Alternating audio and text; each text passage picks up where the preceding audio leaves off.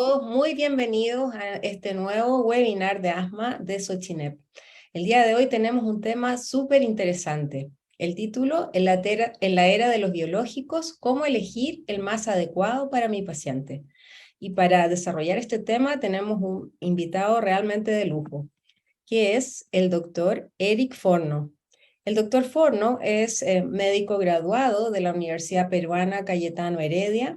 Completó su residencia en pediatría en el Hospital de Niños de Colorado y su subespecialidad en neumología pediátrica en el Hospital de Niños de Boston. Es máster en salud pública de la Universidad de Harvard y actualmente es director del Centro de Asma Pediátrica de la Universidad de Pittsburgh y codirector del programa de asma grave del Hospital de Niños de Pittsburgh. Es vicepresidente del Comité de Revisión Científica de la Sociedad Americana de Tórax, ATS, presidente electo de programación de la Asamblea Pediátrica de ATS y dirige en la actualidad un consorcio de 17 centros en Estados Unidos con programas especializados en asma grave. Así que, ¿quién mejor para dictar este webinar? Y bueno, queremos también agradecer a nuestros auspiciadores del día de hoy, el Laboratorio AstraZeneca y el Laboratorio Chile Teva. Muchísimas gracias y dejo con ustedes entonces al doctor Eric Forno. Buenas noches, muchas gracias, Ana María. Muchísimas gracias por la introducción y por la invitación a participar hoy. Eh, Muchas gracias a los auspiciadores y sobre todo a toda la gente que se está uniendo al webinar un poco en la tarde-noche, como decimos nosotros. Déjeme que presento o comparto la presentación. Podemos empezar. eh, a ver, un segundo. Perfecto. Ok, muchas gracias. Entonces, como estaba mencionando la doctora Herrera, quiero compartir un poco la experiencia que nosotros tenemos en las presentaciones de asma grave o asma severa y enfocarnos un poco en cómo intentar decidir qué tipo de biológicos o cuál de los anticuerpos monoclonales podemos utilizar para cada paciente.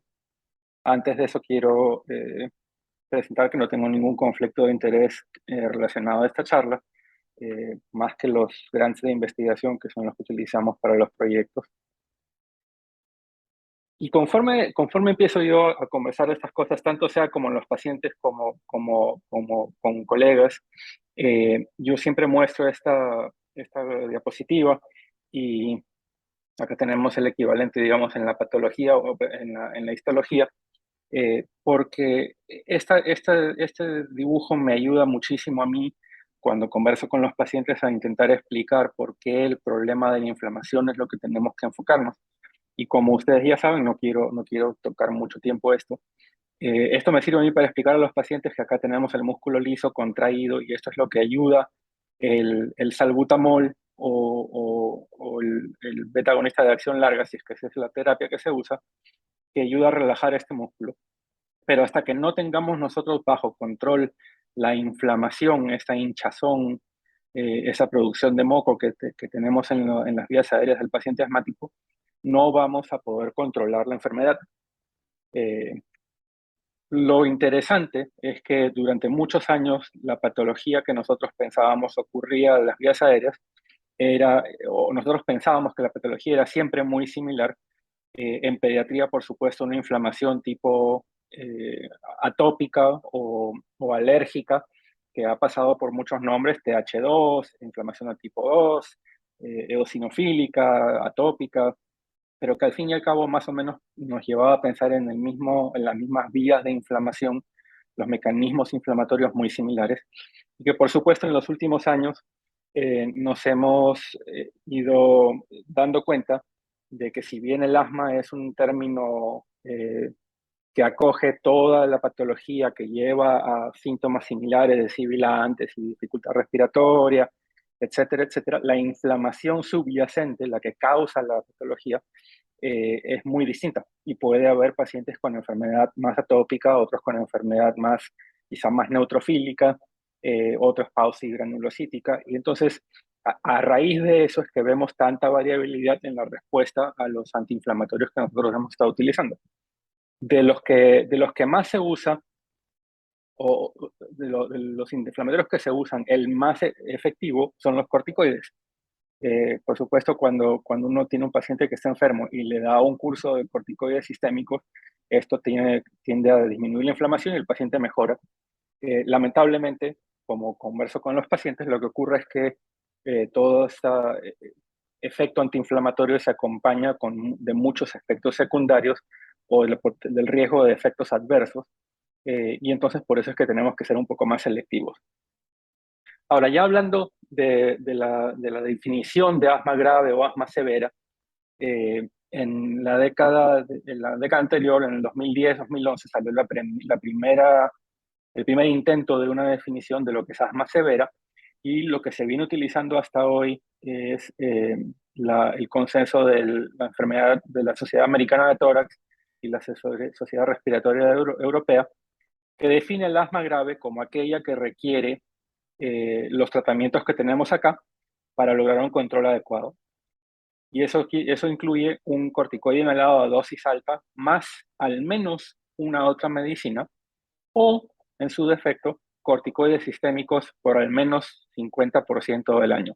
No tiene que ser 50% consecutivo, pero a lo largo del año la mitad de los días o de las semanas del año. O alternativamente aquel paciente con asma que permanece pobremente controlado a pesar de que está esta dosis de nivel de tratamiento. Ahora, cuando uno analiza la definición, lo que puede ver es que aquí hay énfasis en el nivel de tratamiento sin clarificar si el paciente está tomando el tratamiento o si es simplemente el tratamiento que se le ha prescrito al paciente.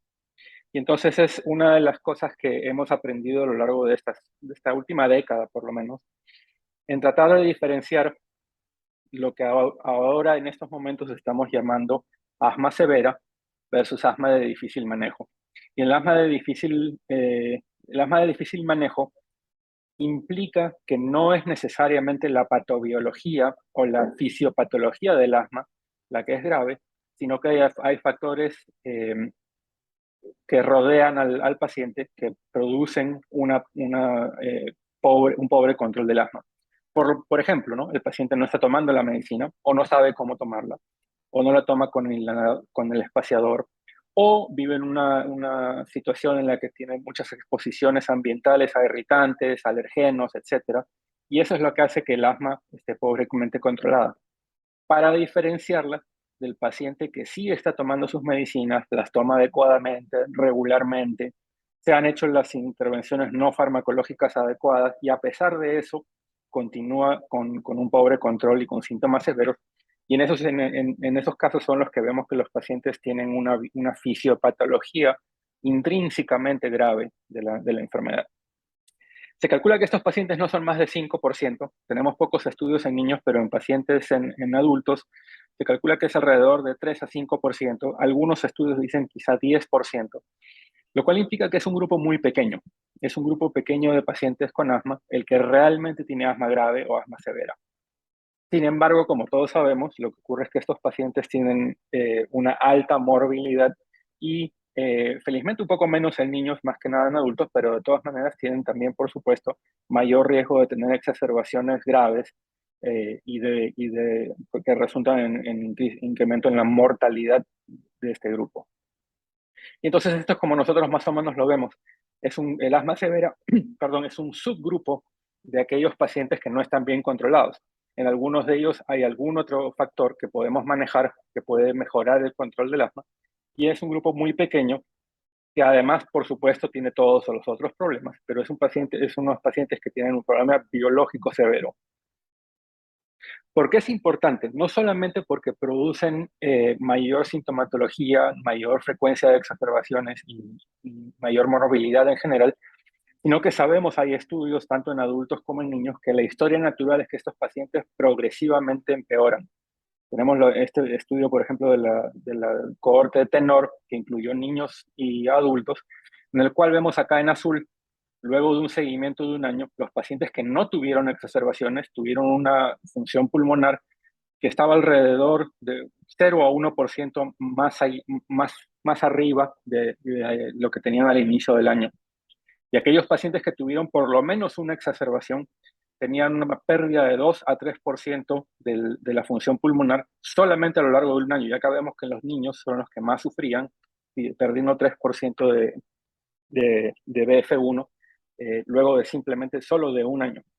Tenemos otros análisis de la cohorte CAMP, del ensayo clínico que siguió a estos niños por estos niños por 4 años, y vemos que hay un grupo de aproximadamente 20 a 25% de la cohorte que perdió alrededor de 20%, 15 a 20% de función pulmonar a lo largo de esos 4 años. Y entonces estos eran niños que tenían 5 a 12 años cuando empezaron, tenían alrededor de 10 a 16 años cuando terminaron, y uno puede pues ver que si esta tendencia continúa, esos son los pacientes que tienen mayores probabilidades de tener enfermedad grave cuando son adultos o quizá desarrollar enfermedad pulmonar obstructiva crónica. Y entonces no solamente es que producen síntomas agudos o síntomas crónicos en el presente, sino que puede tener consecuencias muy graves a largo plazo.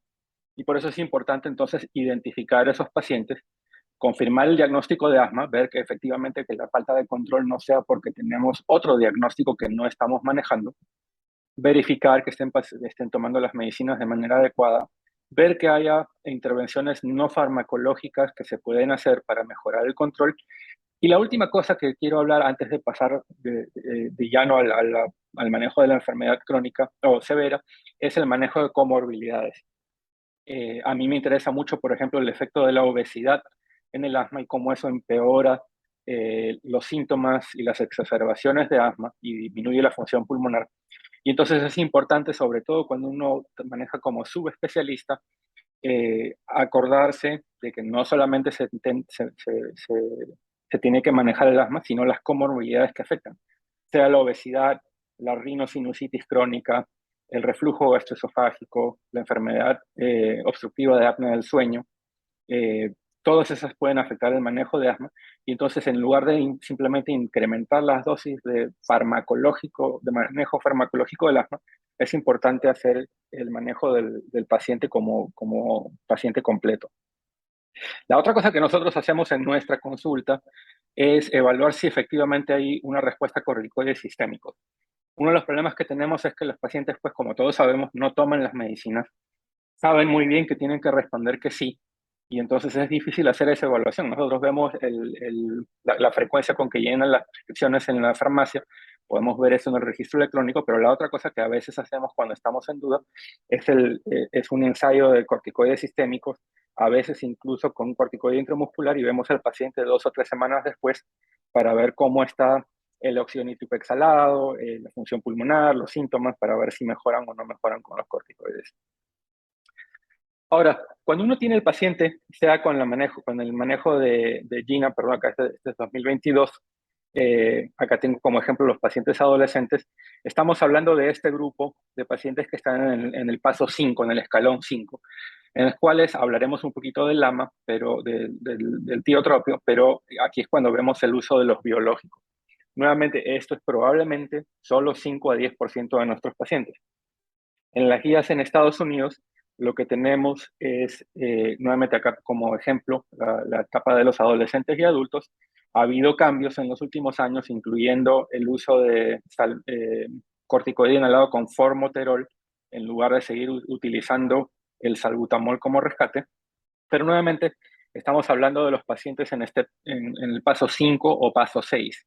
Y aquí es cuando entonces empezamos a ver que se empieza a añadir los biológicos, de los cuales vamos a hablar a continuación. Todo esto, la razón por la que quiero recalcar esto es porque realmente son muy pocos los pacientes que deben llegar a esta etapa.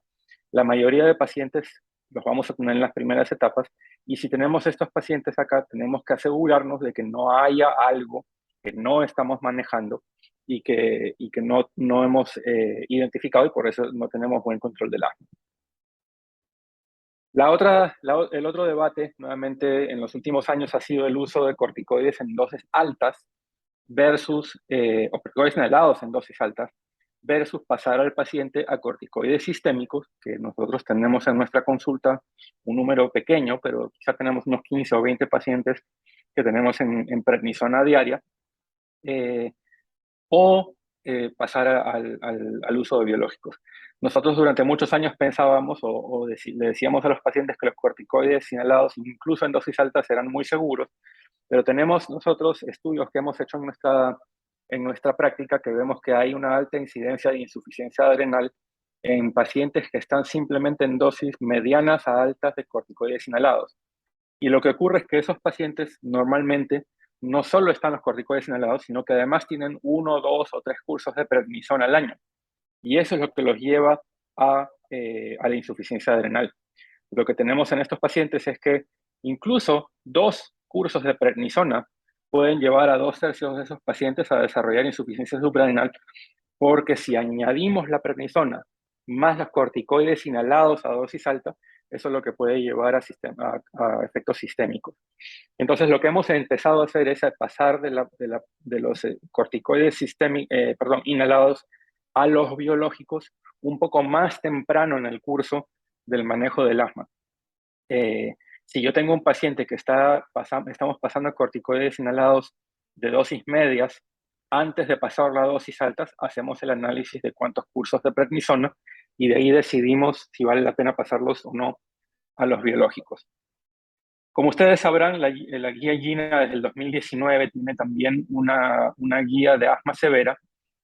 No tuve tiempo, acaba de salir creo ayer la guía GINA 2022 del asma severa, así que no tuve tiempo de ver, pero esta es del año pasado, que a mí me parece que es un algoritmo de manejo muy útil, en el cual, por supuesto, lo primero es lo que ya habíamos venido diciendo, confirmar el diagnóstico, manejar los factores añadidos más allá del asma, para ver si podemos controlar la enfermedad respiratoria, optimizar el manejo con educación, manejo de comorbilidades, etcétera, etcétera. Luego de optimizar el manejo es que hacemos la evaluación de si es asma severa realmente o no, y es ahí entonces que se decide si es necesario realizar la consulta del especialista, sobre todo el especialista de asma severa. Como parte de la evaluación que nosotros hacemos la evaluación del tipo de inflamación. Hablaremos un poco de esto en más detalle, pero básicamente eosinófilos, óxido nítrico exhalado y a veces, como les dije, la respuesta a corticoides sistémicos. Se hace además, por supuesto, la evaluación de diagnóstico diferencial para asegurarnos que no se nos está pasando algo. En el grupo de pacientes en el cual no encontramos evidencia de inflamación tipo 2, volvemos al inicio. Y lo voy a recalcar nuevamente al final. Empezar desde el inicio. El diagnóstico diferencial, la educación, las comorbilidades, los factores ambientales. En pediatría en particular es mucho más común tener un paciente con inflamación tipo 2, y entonces si yo no encuentro eso, tengo que simplemente pensar en un diagnóstico alternativo o en otra causa del pobre control. Y esto es un poco para recalcar nuevamente los tipos de inflamación. La mayoría de los pacientes pediátricos van a ser lo que hoy en día llamamos la inflamación tipo 2, que es la que tiene los linfocitos T helper tipo 2, que está mediada por interleuquina 4, 5 y 13, que tiene que ver con degranulación de los mastocitos y con señalización por los eosinófilos. Esto es de lejos lo más frecuente en pediatría. ¿Cuál es el problema que empezamos a ver con los biológicos? Es que la mayoría de los biológicos que sean, o los anticuerpos monoclonales que se han desarrollado hasta hoy, son desarrollados para los mecanismos de inflamación tipo 2, que tienen caminos pathways inflamatorios más o menos similares, y que lamentablemente solo tenemos hasta ahora biomarcadores un tipo genéricos. Antes de pasar a discutir los biológicos, solamente 2 slides acerca de los anticolinérgicos de alta duración, como el tiotropio. El tiotropio sabemos que además de disminuir la broncoconstricción, tiene otros mecanismos que a largo plazo pueden disminuir la hipertrofia de músculo liso disminuir la metaplasia celular y por lo tanto la secreción de moco, y también modular hasta cierto grado la inflamación submucosa. Y por lo tanto está recomendado en pacientes con asma severa, en los cuales no hay abundante evidencia de una inflamación tipo 2. Yo utilizo esto en esos pacientes con éxito variable, ¿no? No necesariamente todos responden como yo quisiera, pero es una alternativa. En Estados Unidos está aprobado para niños de 6 años o mayores. Hay estudios que demuestran que hay eficacia también en los niños de 2 a 5 años, y entonces es una alternativa. Cuando un paciente se comporta como asma severa de tipo 2, de tipo atópico, alérgico, etcétera, empezamos a pensar acerca de la utilidad de los biológicos. El primero que se aprobó en Estados Unidos ya hace casi 20 años fue el omalizumab. Luego tuvimos los anti-interleuquina 5, luego el benralizumab, que es el antirreceptor de la interleuquina 5. Luego el dupilumab, que se adhiere a la unidad alfa del receptor de interleuquina 4, que afecta tanto la interleuquina 4 como la 13.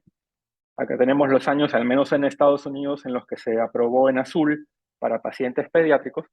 Y el último que tenemos es el tezepelumab, que es contra el TSLP, que se aprobó en pacientes de 12 para arriba el año pasado en Estados Unidos. Y acá tenemos nuevamente la guía de Gina con las indicaciones y los biomarcadores que nosotros utilizamos.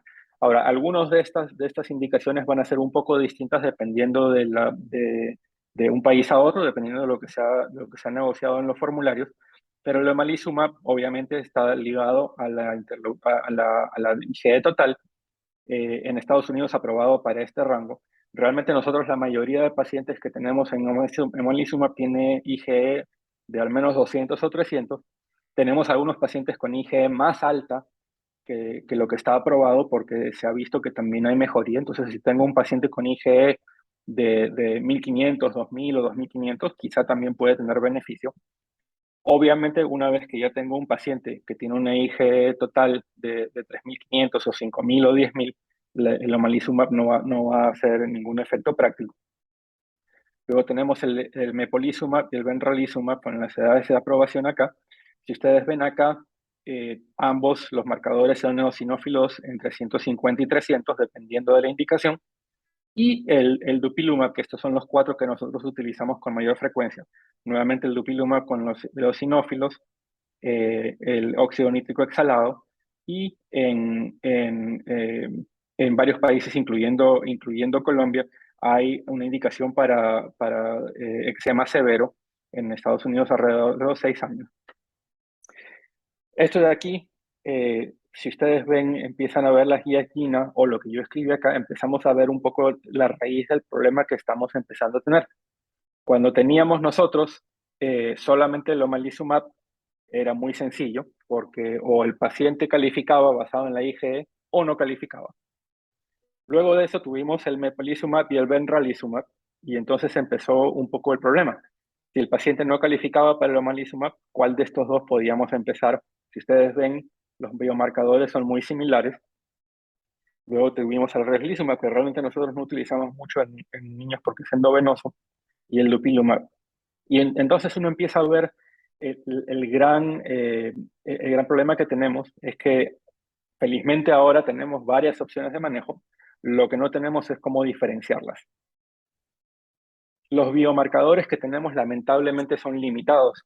Acá tenemos otra forma como podemos verlo. Tenemos o IgE total, o eosinófilos, o óxido nítrico, o el óxido nítrico exhalado. Y eso produce problemas porque no podemos diferenciar en base a eso. La siguiente pregunta quizás sería entonces, bueno, si no es en base al biomarcador, ¿puedo seleccionar en base a la efectividad en mejorar los parámetros clínicos? Y acá tenemos las comparaciones. Estos son aproximados, por supuesto, no es exacto y va a depender de una población o de las indicaciones, pero la capacidad de reducir las exacerbaciones es más o menos similar definitivamente entre el 30 y el 50% para la mayoría de los biológicos iniciales, quizá un poco mejor para el benralizumab, y más alta, una reducción de 70% en aquellos pacientes que estaban tomando dupilumab comparado con placebo. Entonces, realmente no hay una diferencia absolutamente radical que uno dijera, bueno, de todas maneras no tiene ningún sentido hacer el biológico A, voy a hacer el biológico B en base a eso. Nosotros tendemos a utilizar un poco más el dupilumab, pero ustedes pueden ver que efectivamente todos tienen alta eficacia a la hora de reducir exacerbaciones. Realmente no hay mayor tampoco diferencia en cuanto a otros beneficios que se han demostrado. Eh, el benralizumab y el dupilumab tienen un poco más quizá de capacidad documentada de disminuir la dosis de corticoides orales, corticoides sistémicos, y tampoco hay mayor diferencia en cuanto a efectos secundarios, aparte de los efectos locales. Como le digo, nosotros tendemos a utilizar esto un poco más, sobre todo en pacientes que no califican por su IgE. Y que esta es otra forma de ver el problema que tenemos. La mayoría de biológicos a estas alturas están enfocados en este TH2 o tipo 2, para el cual tenemos biomarcadores limitados.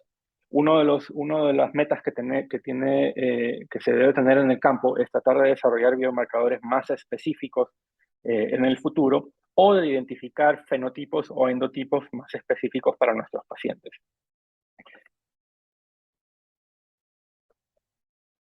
Acá tenemos, este es un estudio que salió publicado el año pasado en adultos, pero me parece que sirve para poner de ejemplo a lo que estoy tratando de llegar, que quizá en estos pacientes no vamos a tener solamente un biomarcador o una característica que define precisamente qué biomarcador utilizar, sino que quizás sea más el universo de características del paciente. Entonces, por ejemplo, acá lo que tenemos es una tabla en la cual vemos si el paciente tuvo o no tuvo un ataque de asma el año pasado. Luego de eso, vemos si tiene o no tiene dos o más factores de riesgo clínico. Dentro de los pacientes que tengan o no tengan eso, también podemos ver en qué escala de tratamiento está, desde la 1 hasta la 5. Y dentro de eso podemos ver en el eje de las X el conteo de eosinófilos en sangre, y en el eje de las Y aquí el óxido nítrico exhalado. Y lo que pueden ver en los números es el riesgo absoluto de tener una exacerbación grave, una exacerbación severa, en el siguiente año. O sea, como tratar de predecir en base a todos estos factores el riesgo de exacerbación, el riesgo relativo de exacerbación en el siguiente año. Y entonces tenemos aquí, en la parte de abajo a la izquierda, aquellos que no tuvieron un ataque del año anterior, que no tuvieron factores de riesgo, que tienen eosinófilos y óxido nítrico exhalado bajo, y entonces tienen un riesgo muy bajo de tener una exacerbación en el año que viene. Y en el otro extremo, tenemos después el paciente que tuvo ya una el año pasado, que tiene factores de riesgo y que tiene tanto el feno como los eosinófilos muy elevados. Para los pacientes de los cuales estamos hablando de asma grave, yo puedo eliminar básicamente realmente casi todos los pacientes en la parte verde y quizá incluso la parte amarilla, y entonces me quedo con este grupo. En este grupo tenemos generalmente pacientes con factores de riesgo que ya han tenido exacerbaciones el año anterior y que tienen uno o dos biomarcadores elevados, y que además están generalmente, como dijimos, en los steps 4 y 5. Entonces realmente puedo yo eliminar este grupo. Hay algunos quizá que no tienen mayores factores de riesgo, pero que tienen el óxido nítrico exhalado y los eosinófilos muy altos y que pueden tener un riesgo alto. Pero la mayoría van a estar en esta esquina. Cuando yo intento poner en base a las indicaciones de cada biológico, esto es lo que resulta. Si tengo los pacientes que tienen eosinófilos altos, realmente casi cualquier biológico tiene una indicación aprobada para esos pacientes. Acá lo tienen en amarillo, en inglés porque es más corto, eh, y pueden ver que en esos pacientes realmente cualquier biológico probablemente sería apropiado. En la parte de arriba tenemos aquellos pacientes que no tienen los eosinófilos tan altos, pero sí tienen el óxido nítrico exhalado elevado. Y entonces esos pacientes son los que quizás están con una mejor indicación para recibir dupilumab. Aquí tenemos en esos pacientes. Y luego en esta esquina tenemos aquellos pacientes que tienen muchos factores de riesgo clínicos, pero tienen eosinófilos bajos y tienen el óxido nítrico exhalado, muy bajo también, y esos son los pacientes que yo empiezo en tiotropio. Entonces, si bien esta tabla no fue diseñada con el propósito de escoger biológicos, sí nos ayuda a tratar de entender y organizar un poco cómo es el proceso que podemos utilizar para decidir qué biológico va a servir para nuestros pacientes. Y realmente ustedes pueden ver aquí, para la mayoría de esos pacientes, muchos de ellos, cualquiera de los biológicos va a ser adecuado. Este es un estudio, un artículo de revisión que se publicó ya hace un par de años, en los cuales en el cual se propone nuevamente hacer este enfoque clínico biológico con biomarcadores. Entonces, la parte de acá a la izquierda es la parte superior y luego continúa acá a la derecha. Y lo que entonces nosotros hacemos es realmente, como pasé los primeros 10 minutos de la charla, ¿es realmente este paciente alguien que necesita un biológico o hay alguna otra cosa que yo pueda hacer por ello? Si realmente el paciente no está bien controlado a pesar de la terapia adecuada o requiere corticoides sistémicos, entonces este paciente requiere biológicos y podemos empezar. Esto es el enfoque que estamos utilizando nosotros en la consulta actualmente. Si el paciente califica en base a la IgE, el omalizumab es lo primero que intentamos. Si el paciente no califica o no responde al omalizumab, pasamos al siguiente biomarcador. Ahora, nosotros hacemos la IgE y los eosinófilos al mismo tiempo, pero nos fijamos en esto después. Si el paciente tiene eosinófilos elevados, entonces pasamos al siguiente cuadro. Si el paciente tiene dermatitis atópica, pólipos o óxido nítrico exhalado elevado, nosotros intentamos empezar con el dupilumab. Si no cumple ninguno de estos criterios, luego lo que nos queda es en base a la edad, de 6 a 12, de 12 a 18 o en adultos. Y estas son las opciones. Y acá pueden ver que realmente hay 2 o 3 opciones para estos pacientes. Lo otro que es importante y que quiero recalcar es que si ustedes pueden, bueno, las dos cosas que quiero recalcar es nuevamente, esto es una mezcla de análisis o enfoque clínico de las variables clínicas que tenemos acá y los pocos biomarcadores que tenemos hoy en día. Lo otro, el segundo mensaje que es importante es que reevaluamos. Yo tengo pacientes, ya no lo hacemos tan seguido, pero sí tengo pacientes que empezaron con el omalizumab, no funcionó, pasamos, por ejemplo, a mepolizumab y tuvieron quizá una reacción adversa, los pasamos entonces a benralizumab y tampoco mejora y ahora están en dupilumab. Lamentablemente, hay algunos pacientes en algunas circunstancias que vamos a tener que hacer ese ensayo y error hasta ver qué funciona. Pero la idea de hacer este enfoque integrado del paciente es tratar de eliminar alguno de esos pasos innecesarios. Yo creo que poco a poco vamos a empezar mejorando acerca de lo que se puede hacer. Lamentablemente, como se habrán dado cuenta de la charla, tenemos de todas maneras falta de evidencia en muchos de los aspectos del manejo con biológicos de los pacientes con asma severa. Entre ellos, los dos más importantes son la eficacia y los biomarcadores. Lo que ocurriría idealmente, como mencionó con anterioridad, cuando solo teníamos uno o dos, era muy sencillo escoger uno o el otro. Ahora que tenemos 5, 6 o quizá 7 o más en el futuro, lo ideal sería que ocurrieran ensayos biológicos que no solo compararan con placebo, sino que realmente compararan un biológico con el otro, el biológico A con el biológico B, y quizá podría ser también un brazo con placebo. Pero esto sería lo más importante en términos de aclarar la eficacia en ciertos grupos de pacientes. No quiere decir que el A va a ser siempre mejor que el B. Quizá podemos identificar qué pacientes mejoran con el A o con el B. Lamentablemente lo que ocurre pues es que no hay incentivo de desarrollar este tipo de ensayos comparando uno con el otro y estas son medicinas muy, muy costosas y entonces no es fácil realizar si no hay el incentivo de facilitar esto, el ingreso al mercado. Alternativamente, y esto es algo de lo que se podría hablar acerca de quizá un proyecto de investigación en el futuro, es hacer una red de metaanálisis o un metaanálisis en red en el cual se comparan múltiples estudios independientes, por ejemplo, el biológico A contra placebo, B contra placebo, C contra placebo, etc. Y luego se hace un análisis en el cual se ponen todos los ensayos juntos y se comparan lo mejor que se puede entre ellos. Es como simular un ensayo comparativo, pero utilizando los metaanálisis de los estudios que ya existen. La otra cosa que es muy importante, y lamentablemente es un poco difícil lograr esto, pero que me parece que es una cosa muy importante, es hacer una estandarización de los criterios de inclusión-exclusión y sobre todo los resultados. Es difícil comparar si yo tengo un ensayo eh, eh, que analiza solamente, por ejemplo, hospitalizaciones, y tengo otro ensayo que analiza exacerbaciones que requieren corticoides sistémicos. Es importante que todos los estudios tengan un mínimo número de resultados en común estándar que analizar. Lo segundo es desarrollar biomarcadores específicos. Intentar uno y si no el que sigue no es un buen manejo.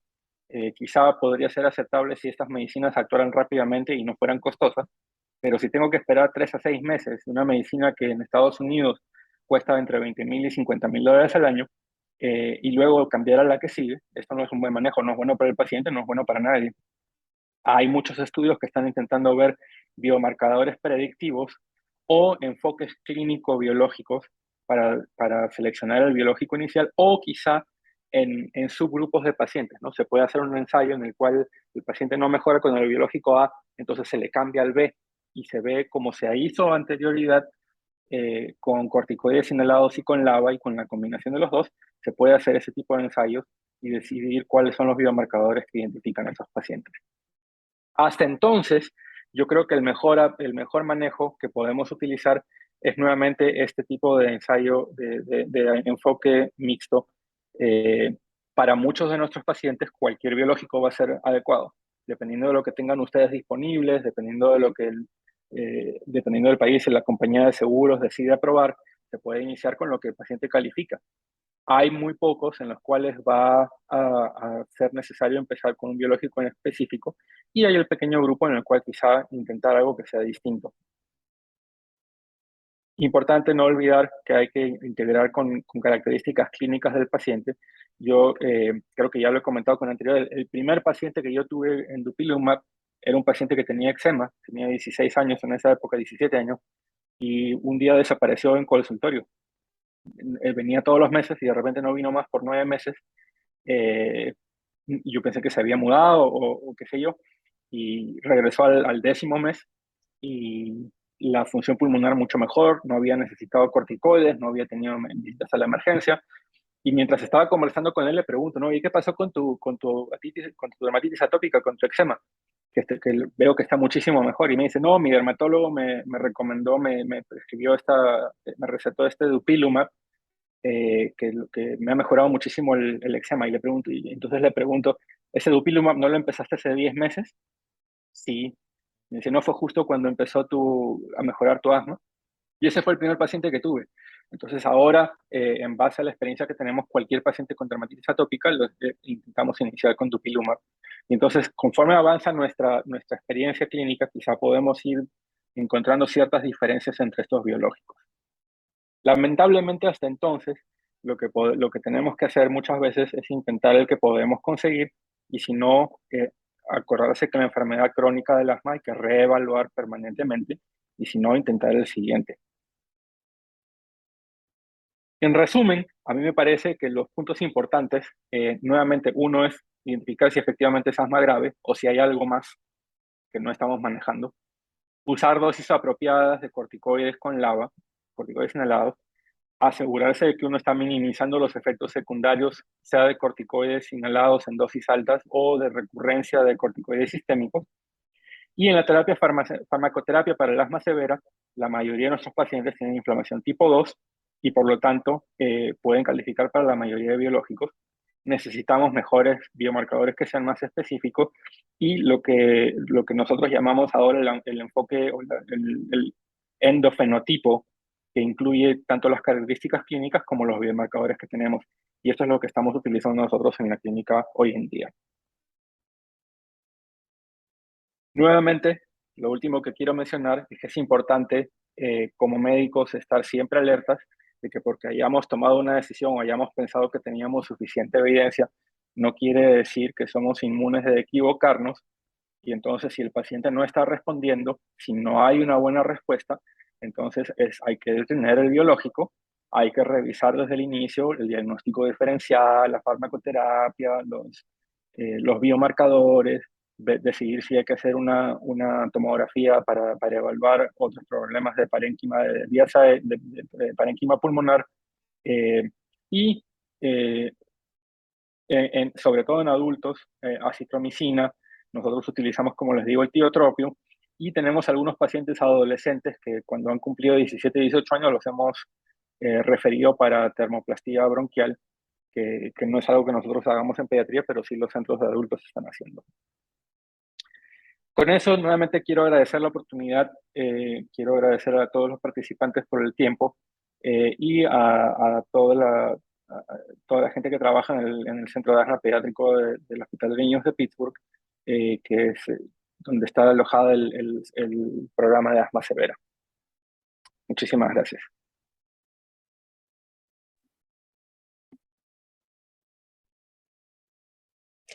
Muchas gracias, Eric, por tu excelente charla, realmente muy clara. Quiero recordar a todos los participantes, a la audiencia, que pueden hacer sus preguntas a través del chat. Para partir, Eric, te quería preguntar que compartieras con nosotros cómo es tu práctica clínica diaria cuando decides indicar un biológico, porque acá en Chile tenemos mucho problema con el sistema de salud para que pague con las aseguradoras.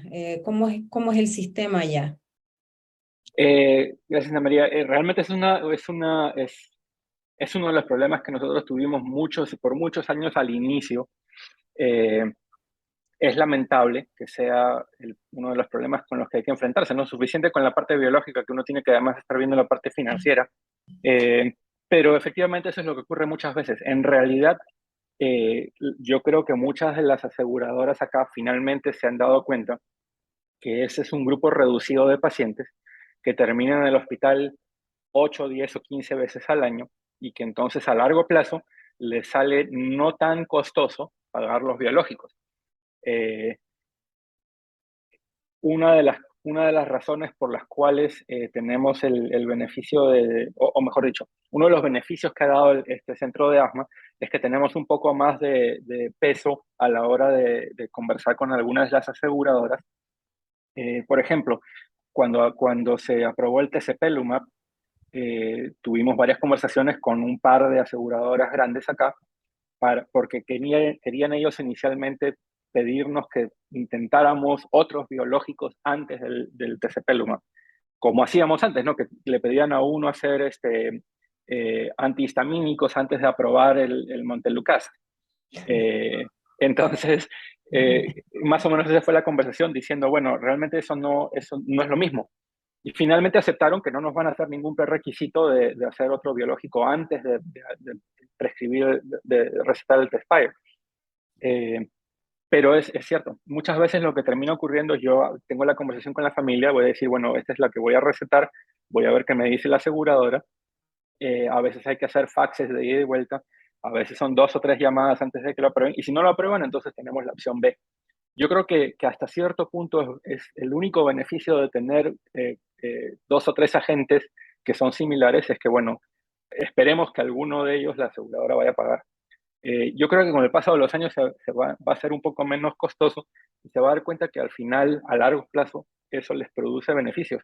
Otra cosa que también, ya para terminar la respuesta, es, tuvimos conversaciones con algunos de ellos en el sentido de que estos pacientes, lo que mencioné acerca de la pérdida de función pulmonar. Entonces, si uno le dice a estas aseguradoras, bueno, escúchame, este es un paciente que si no lo controlamos bien, en 5 o en 10 o en 15 años va a tener alta probabilidad de empezar a desarrollar enfermedad pulmonar obstructiva crónica. Entonces, quizá con eso se les puede convencer de que eso es preventivo para la EPOC. Y con eso quizá de repente entonces tienden a aprobar con un poco más de facilidad. Pero es difícil. Sí. Acá tenemos una pregunta, dice, en paciente con asma severa, con un daño pulmonar crónico debido al mal control, ¿los biológicos pueden revertir los cambios estructurales y cambiar la evolución de la enfermedad? Esa es una excelente pregunta. No sé, eh, mejor dicho, no hemos tenido la mayoría de estos los biológicos, si ustedes ven en el slide de las aprobaciones, la mayoría de los biológicos no tienen ni 10 años. Excepto pues el Lomalizumab que ya tiene casi 20. No creo que tengamos datos a largo plazo suficiente como para ver si modifica el curso natural de la enfermedad severa. Lo que sí se ha visto es que muchas veces los cambios más rápidos son los más sintomáticos y conforme pasa el tiempo uno empieza a ver mejorías en la función pulmonar. Y entonces eso quiere decir, quizás, espero, que eso quiere decir que hay algunos signos tempranos de que quizás sí a largo plazo puede haber hasta cierto punto una reversibilidad de algunos de esos daños crónicos. Ahora, por supuesto, una vez que uno tiene una vía aérea totalmente fibrótica y con colágeno y neovascularización, no creo que eso vaya a revertir. Pero es como lo que vemos en fibrosis quística, que mientras lo empecemos más temprano, quizá tenemos mejores probabilidades de éxito. Claro. ¿En Estados Unidos los biológicos los administran en la casa o el paciente tiene que ir al centro, al hospital? Depende, hay biológicos que están aprobados para el uso en casa, que vienen con autoinyectores, y hay otros que tienen que ser en la oficina, en la clínica, en el consultorio. Eh, Nosotros, en la práctica de nosotros, todos nuestros pacientes, nosotros damos por lo menos el primer par de dosis en el consultorio. Yo creo que quizá, y justo estaba hablando con la doctora Larkin, que es de la alergóloga que trabaja en la más severa conmigo, eh, quizá vamos a cambiar eso, porque si están aprobados para uso en casa, entonces, ¿por qué tenemos que hacerlos en el consultorio? Lo que ocurre es que muchos de nuestros pacientes son altamente alérgicos y lo que nos preocupa es que si hay algún tipo de reacción en la casa, no vamos a poder saber si tuvo que ver con el biológico o si no. Eh, si la paciente o el paciente decide, por ejemplo, que después tiene mareo, y entonces eso nos quita la posibilidad de seguir utilizando un biológico. Entonces nosotros hacemos con el omalizumab, que es el que tuvo más riesgo de reacción anafiláctica, esos pacientes sí los vemos en el consultorio las primeras 3 veces. Los otros biológicos estamos viéndolos 1 o 2 veces y luego si el paciente prefiere hacerlo en la casa, lo hacemos en la casa. Muchos pacientes no quieren, pero sí hay la posibilidad. Hay muchas felicitaciones en el chat por la excelente charla. Muchas Dice, gracias. hay otra pregunta que dice, ¿utilizan ustedes el esputo inducido en su centro? ¿Qué endotipo tiene un paciente que tiene un solo marcador TH1 positivo y todos los demás negativos? Primero, si es un Eh, esputo inducido. sí, nosotros no lo utilizamos. En el consultorio de asma grave en los adultos sí lo usan. Nosotros realmente no hemos tenido o mejor dicho, no hemos tenido casos en los cuales los marcadores sean equívocos y tengamos que entonces hacer un esputo inducido. Generalmente los pacientes que tenemos si tienen los eosinófilos altos, también el óxido nítrico exhalado es alto. El óxido nítrico exhalado, que no es necesariamente accesible en todos los centros, eh, particularmente en Latinoamérica, yo sé, nosotros sí lo tenemos en la clínica y tenemos unidades portátiles que utilizamos también para las clínicas periféricas, los consultorios periféricos a los cuales vamos. Entonces utilizamos eso en lugar del esputo inducido. En cuanto a los biomarcadores, ¿se habrá referido a los TH1 o los TH2? Creo que era TH2, que un paciente que tiene un solo marcador TH2 y todos los demás negativos. Sí, esa es una buena pregunta. Por supuesto que facilita mucho si todo es congruente, Claro. consistente, pero a mí me basta. Si el paciente tiene los eosinófilos altos y el óxido nítrico exhalado normal, yo de todas maneras voy por el biomarcador que está elevado. No es necesario tenerlos todos. Ok. La pregunta del millón. ¿Cómo haces o con qué criterio empiezas a bajar o suspender el biológico? Porque la verdad que en la literatura no hay ninguna guía. No, esa es una pregunta excelente, Ana María, y no tengo una buena respuesta. Empiezo con eso. Eh, la verdad es que la mayoría de nuestros pacientes en quienes hemos iniciado un biológico, ya llevan varios años no hay buenos datos de cuándo empezar a bajar la dosis o descontinuar. Ha habido un par de estudios más bien que ha demostrado que en pacientes con omalizumab por muchos años, una vez que se detiene el omalizumab, vuelven a empeorar. Eh, y entonces quizás sea una medicina que van a tener que usar a largo plazo. Los pacientes en los cuales sí hemos detenido, porque les estaba yendo muy bien, por ejemplo, lo que nosotros usualmente hacemos, y no es basado en guías, sino en base a experiencia anecdótica que tenemos con otros centros, es más bien el intervalo. Entonces, si por ejemplo tenían ellos el omalizumab cada 4 semanas, los empezamos a citar cada 5 semanas, luego cada 6 semanas, y luego cada 7 y 8, y entonces eventualmente eso nos da una ventana de unas semanas al final para poder ver, ok, bueno, si ya tienes 6 semanas desde tu omalizumab y esas últimas dos sigues muy bien controlada o muy bien controlado y sigue yendo muy bien la cosa, quizá ya es momento de que podamos intentar detener. Pero es base anecdótica, no hay guías. Claro. Pregunta si has tenido experiencia con el uso de tezepelumab y si crees que sirve para pacientes con endotipo TH1 o para TH2 que no responden a otro biológico. Tengo 2 pacientes con tezepelumab, y justo hoy vi a uno de ellos que tiene 17 años, que día y noche, la diferencia después de que empezaron. Este es un paciente que había estado en corticoides sistémicos, había estado recibiendo en algún momento hasta 20 miligramos diarios, luego 15 miligramos, bajábamos a 10 y volvía a empeorar. Intentamos un par de biológicos, realmente uno de ellos no toleró, el otro realmente no hizo ninguna diferencia. Empezaron el tezepelumab en mayo y día y noche. Durante el verano fue ¿cómo se dice? Estos campamentos para niños en el verano entonces fue uno de los consejeros corriendo y haciendo deporte y todo lo demás. No ha tenido ninguna exacerbación, no ha necesitado corticoides, ya no está fuera de los corticoides sistémicos. Entonces, en base a mi N de 2, en este paciente realmente hizo muchísima mejoría. Yo sí tengo esperanza de que va a ser una gran diferencia en estos pacientes en los cuales no teníamos opciones. Eh, para los que son TH2 que no respondieron, no sé, pero sí me da esperanza para aquellos que no hubieran sido elegibles para los TH2. Fantástico. Hay otra pregunta, dice si ha tenido experiencia con el uso de dupilumab en pacientes con fenotipo T1. Nosotros no lo hemos utilizado, principalmente porque es difícil que me lo aprueben. Entonces no tenemos esa experiencia. Yo sé que en algunos centros se ha utilizado el argumento de que, bueno, si no tienen biomarcadores, pero es una asma severa, realmente no tenemos muchas opciones y entonces lo han utilizado con éxito variable nuevamente, de la evidencia anecdótica de conversar con estos colegas del consorcio, pero nosotros no hemos tenido esa experiencia. Perfecto.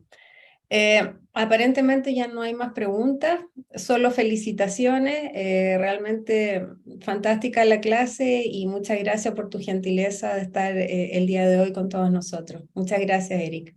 Ana María, más bien muchas gracias a ti y muchísimo gusto. Gracias. Bueno, Buenas noches.